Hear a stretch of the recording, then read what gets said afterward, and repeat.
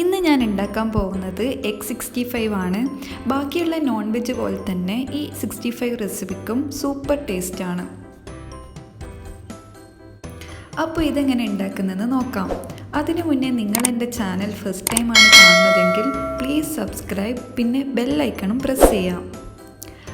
ആദ്യം ബോയിൽ ചെയ്ത എഗ്ഗിൻ്റെ വൈറ്റ് ചെറിയ പീസാക്കി കട്ട് ചെയ്യണം. ഞാനിവിടെ 3 മുട്ടയുടെ വെള്ളയാണ് എടുത്തിട്ടുള്ളത്.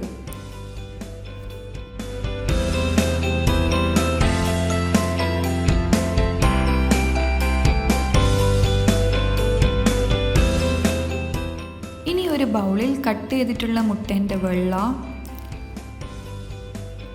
മുളക് പൊടി, ഗരം മസാല,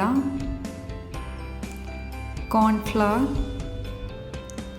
ബ്രെഡ് ക്രംസ്,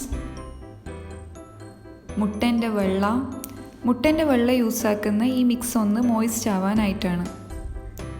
പിന്നെ ലാസ്റ്റായിട്ട് ആവശ്യത്തിന് ഉപ്പ് ഇട്ട് ഇത് നന്നായി മിക്സ് ചെയ്തെടുക്കാം. ഇനി ഇതൊക്കെ ഒന്ന് ഫ്രൈ ചെയ്തെടുക്കണം. അതിനായിട്ട് ആദ്യം എണ്ണ ചൂടാക്കാൻ വെക്കാം. എണ്ണ ചൂടായി വന്നാൽ അതിലേക്ക് മുട്ട മിക്സ് ഒന്ന് റൗണ്ടായി ഷേപ്പ് ചെയ്തത് ഇട്ട് കൊടുക്കാം. ഇത് ജസ്റ്റ് ഒന്ന് ഫ്രൈ ചെയ്തെടുത്താൽ മതി.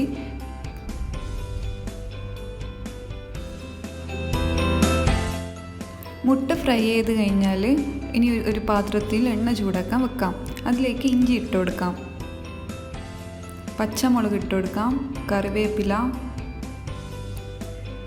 ക്യാപ്സിക്കം, കുറച്ച് തൈര് ഇട്ട് ഇതൊന്ന് മിക്സ് ചെയ്തെടുക്കാം. ഇനി കുറച്ച് മുളക് പൊടിയും ഗരം മസാലയും ഇട്ട് കൊടുക്കാം. അടുത്തതായി ഇതിലേക്ക് ടൊമാറ്റോ സോസും സോയ സോസാണ് ഇട്ട് കൊടുക്കേണ്ടത്. ഇതൊക്കെ ഇട്ട് കൊടുത്തിട്ട് ജസ്റ്റ് ഒന്ന് മിക്സ് ചെയ്തെടുക്കാം. ഈ മിക്സ് ഒന്ന് ബോയിൽ ആവുമ്പോൾ ഇതിലേക്ക് മുട്ട ഫ്രൈ ചെയ്തതും പിന്നെ കുറച്ച് മല്ലിയിലയും ഇട്ട് കൊടുക്കാം.